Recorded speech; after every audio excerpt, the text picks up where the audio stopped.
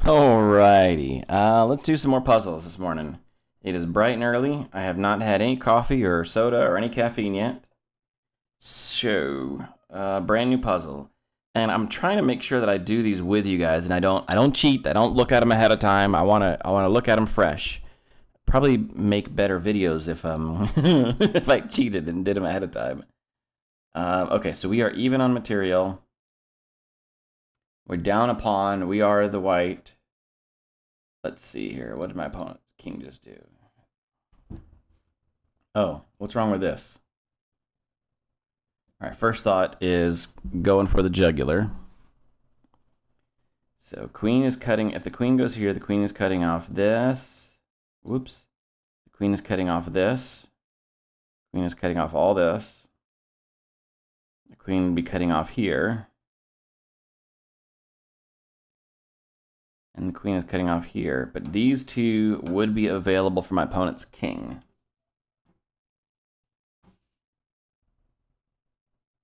Oh, and then I just come across for checkmate. That should be pretty straightforward, isn't it? Ah, okay. Opponent still has some escape squares. Let me think this through real quick. Yeah, okay, so queen's cutting off the escape squares. So all I have to do is put my opponent in check. Checkmate. Boom. That was pretty straightforward, pretty easy.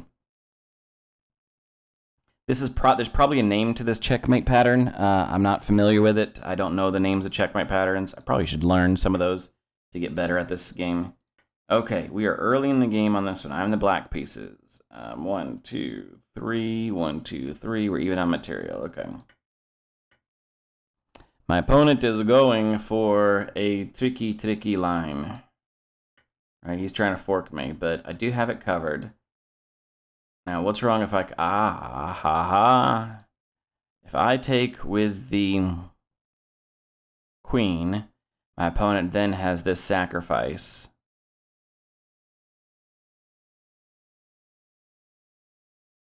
I have to move the king, and my opponent walks away with my queen. So, is there any other way to prevent this disaster?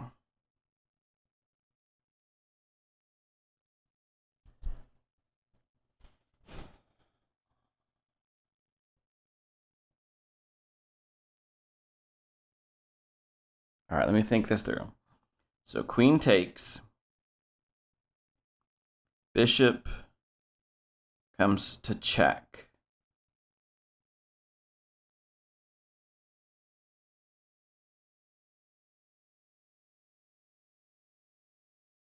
King takes. Queen takes queen.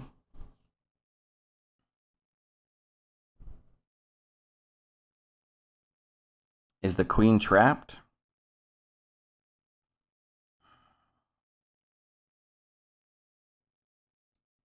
Yes. Knight to c6 on top of the queen. No, it does not trap the queen in.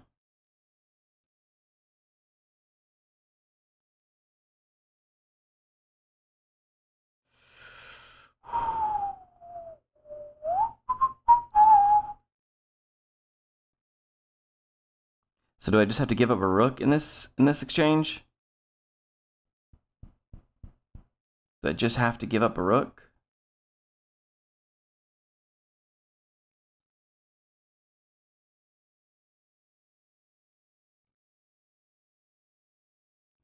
So do I lose a rook or do I take 2 pieces for a queen?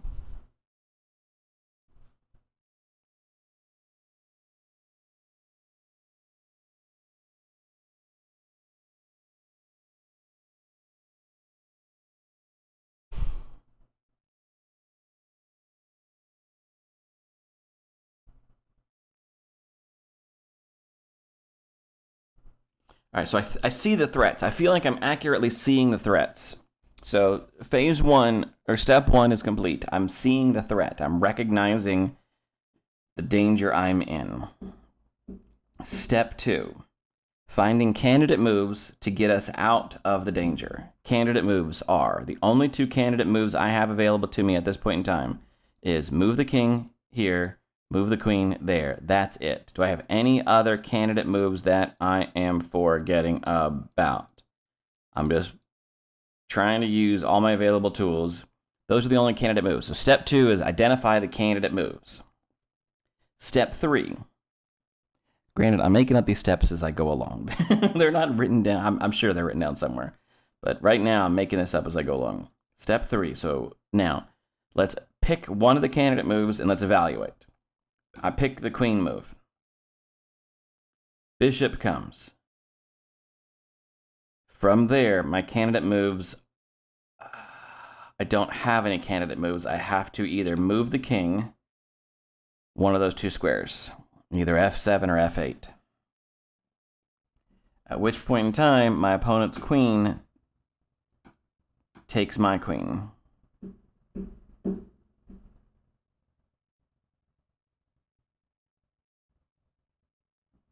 I have taken a knight and a bishop for my opponent's queen. It's not really very good compensation, and I have no attack at that moment in time. What if, even if I try to put my knight up here on d5, they've got that square covered, so I can't do anything about that. If I put my knight on c6, my opponent still has some escape squares for their queen. Queen is able to run away.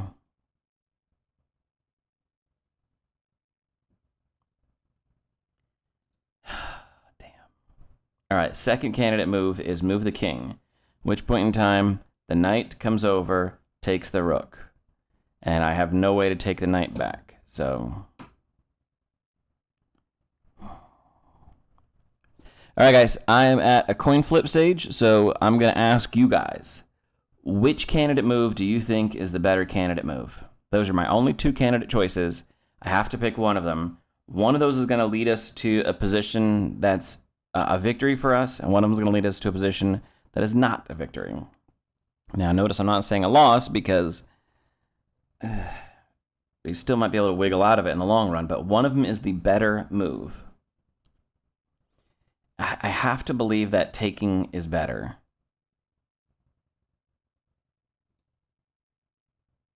But that seems like a trick, right? That seems like a trap.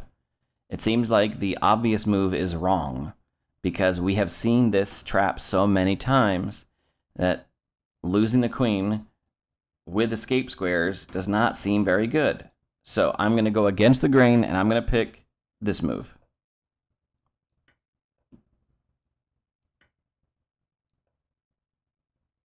What? Oh, bring the king back and it defends the queen. Oh, wow. I did not even consider that. Oh, man, that never came up in my candidate moves. Let's go back. So, we said candidate move 1, candidate move 2, and as we were evaluating candidate move 2, we said we move the king. No, when we were evaluating candidate move 1, we said the bishop comes down, we have to move the king. I never considered bringing the king back to d8 where it can protect the c7 square. So the queen trade becomes just a flat-out queen trade, and I'm up a knight at the end of the sequence. Never even saw that. That's one of the problems that I have is I cannot visualize this piece being gone from that square. I cannot visualize that this is now an empty square. And I've got to find a better way to visualize that that's an empty square so that I can see that there's actually, when this bishop comes down, there is actually 1, 2, 3 candidate moves from that position. Wow. So in this case, we take the knight, the bishop comes for his trap, but we can always move our king back over to defend that square, so this trade becomes just a true trade. Boom. Wow. Good puzzle. I failed it, but that was a good puzzle. All right. Another puzzle. Another one. And another one. All right. So my opponent is the black pieces, and he has just taken a rook. So 2 rooks and a piece. And now I just have a rook. Wow, we are down in material. So if we are this far down in material, then there has to be...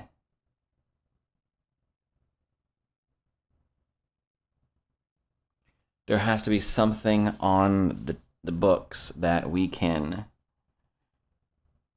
really drive home. All right, I got a couple candidate moves that I'm seeing first off. The first one is just to take the queen. Then my opponent takes my rook. So in this case, I lose 2 rooks for a queen.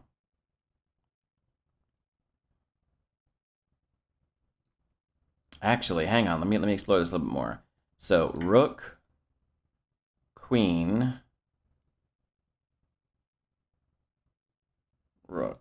So I lose in that case. At that moment, my opponent, I am out of rooks, and my opponent has lost a queen. But then I still have this rook. So this is all gone. That is gone. And it just becomes a rook and a bishop versus a queen at the end of the day. And that seems like a win for white. That seems like a win for white.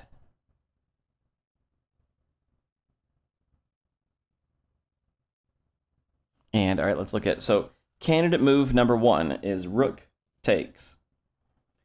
From there, my opponent has a couple of choices. He can take back. So right now, at this moment in time, if I take, he has traded away his queen for just one of my rooks. My opponent can either take, or notice this rook is undefended from my rook sitting here. He would have to defend that rook. And he has a couple of candidate moves to defend the rook. Either slide up or slide this guy back. But either way, that leaves this bishop undefended. So he would trade away a rook trade away a queen and a bishop for one of my rooks. Probably not a great deal at that moment in time.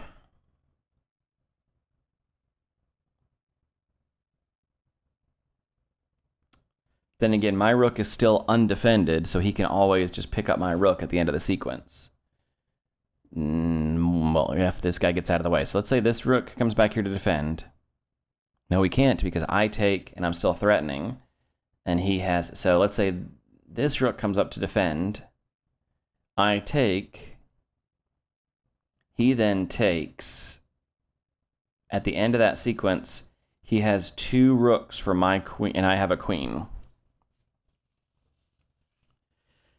Still better than the odds I have right now. It's still better than what I have right now.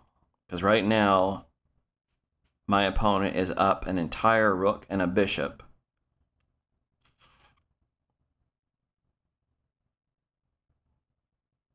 So yeah, right now my opponent is up an entire 8 points. And if at the end of that sequence my opponent is only up 1 point of material, that's a win. That's a success. Okay, so candidate move number 1. I take. My opponent defends. I take bishop undefended. My opponent takes rook. So he has 2 rooks for my queen. Not bad. All right, next sequence. I take, my opponent takes back, I take. So my opponent has a rook and a bishop for my queen. That's better for me. I still think taking is the best option here, regardless of the outcome. If either he takes or he defends, I think taking from is a better option. So let's do that. He takes back. That leaves me with this.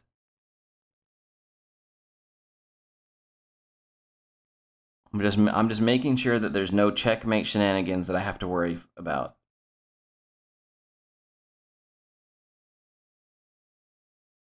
Yeah, he can't get his bishop here to defend this knight or this rook.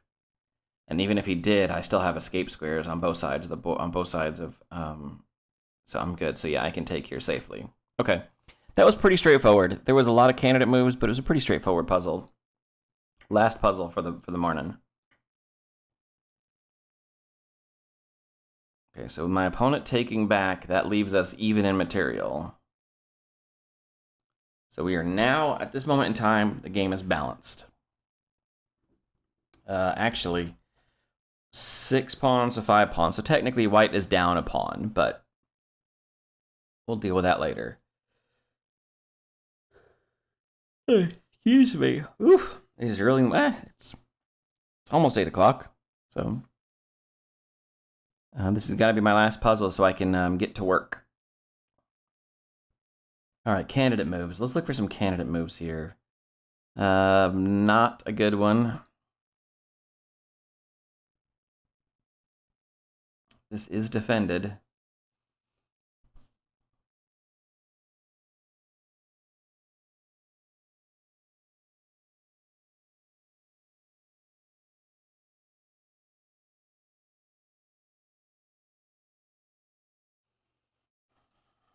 All right, let's look at knight forks.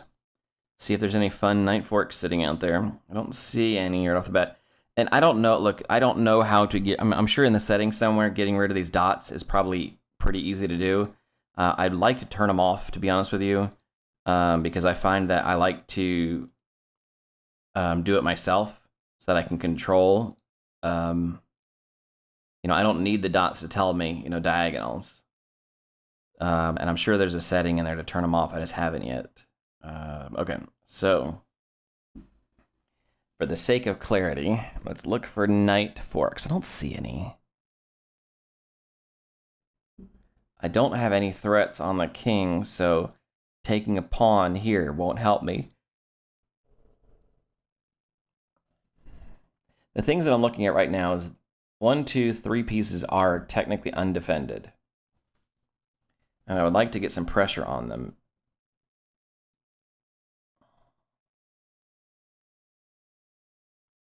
So if I move my bishop to e4, his light square bishop takes, I take back with my knight.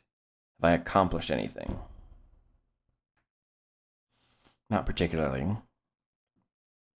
I move my dark square bishop to d4. He takes, I take back with my queen.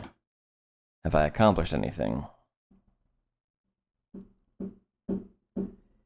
Not particularly.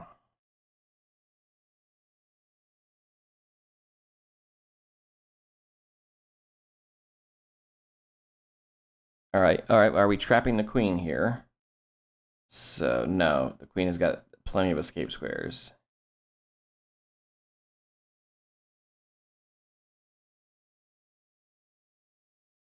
So if I push a pawn to put pressure on the queen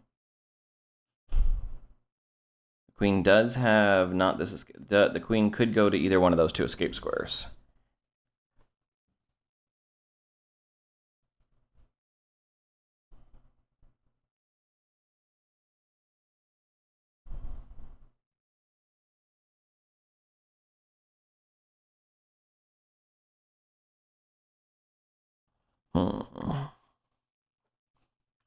All right, let's look at weaknesses on my side that I need to avoid. This one comes to mind. My opponent could go up a pawn, takes, I take back. He wins a pawn at the end of that sequence. Still has plenty of escape squares.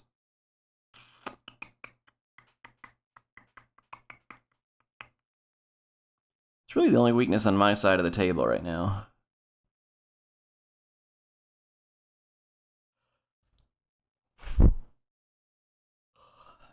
Too many options right now, and I don't see one that's good. Okay, let's look at this knight. So this knight's available squares are these dark squares.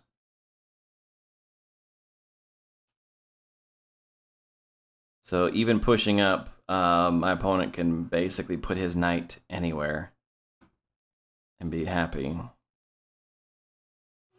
that doesn't help either.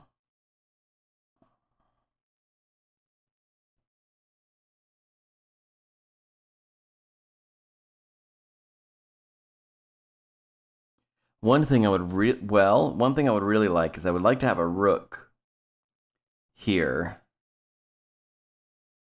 That way I could drive my dark square bishop to h6 and then have 2 pieces under attack, like my rook spying this dark square bishop and then my dark square bishop spying his rook. And he can't save them both, so he'd have to pick one. I would have liked that, but that's not the case. All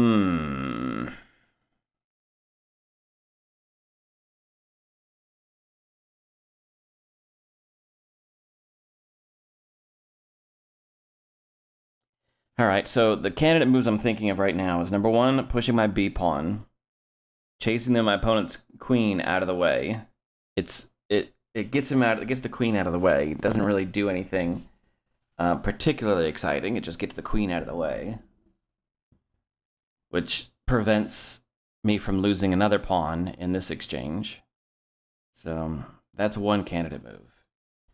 Candidate move number two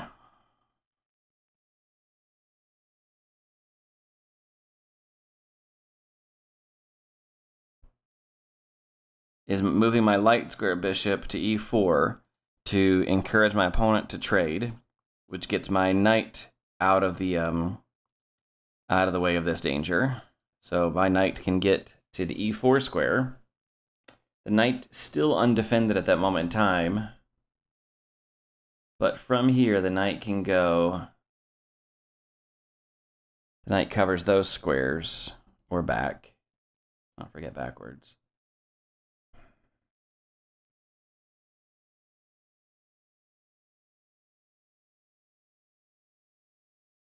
Does that help us? Does shifting the knight to e4 help us? Kind of.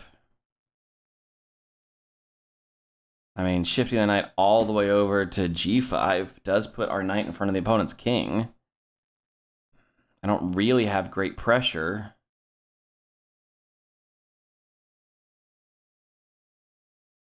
Or do we start the move sequence by moving our bishop to h6, driving away my opponent's rook, which has to sit here to defend, the f7 square from checkmate because nothing else is sitting there. Okay, now we've got something. Now we've got something. Is this something? Okay, so bishop to h6. Where does the rook go? For instance, let's just throw the rook away. Let's say the rook drives way out of the way. Now let's pretend I'm putting my hand up on the, you can't see, but I'm putting my thumb over the rook. Pretending that rook is gone. Now my queen can drive all the way up to the f7 square.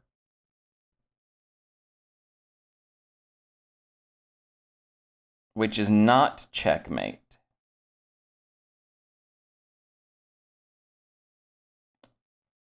Not checkmate. But because I have my bishop on h6, my queen can then simply slide over to g7, and that does become checkmate.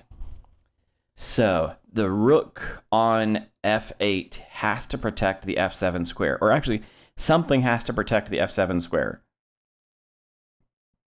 So if I put my bishop on h6, I think that's the pattern, right? That bishop, it has to sit here. So if I go to bishop to h6, they can't move that bishop, and they're going to have to find a new way to protect f7. Meanwhile, I get to pick up a rook. I'm going to go with it.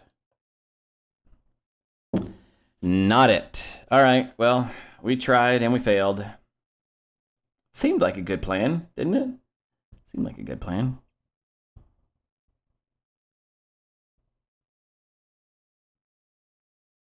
I mean, I guess they just put their own dark square bishop back.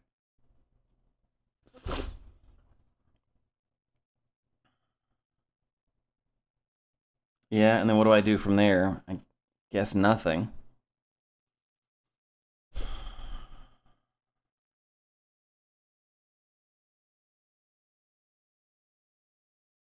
All right, let's go with our second candidate choice. Nope. I'm out of candidate choices. Let's try this one, and let's try this one. Nope. I gotta view the solution. I hate to do it, guys. We gotta hit view the solution because I can't figure it out. I'm sorry. What? Of course.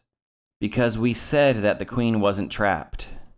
Because the queen had escape squares this way. We even said that we have this bishop defended. So by driving the bishop all the way up to the queen, did you guys figure that out? I hope you're not yelling at me. Actually, I hope you are. Honestly, I hope you are yelling. I hope you guys figured it out before I did. I hope you figured it out, because that means you guys are getting better at chess. And that's a good thing, right? So a bishop to here means the queen does become trapped, because we have now cut off her one escape path. Dadgum. Dadgum. All right, so bishop b6.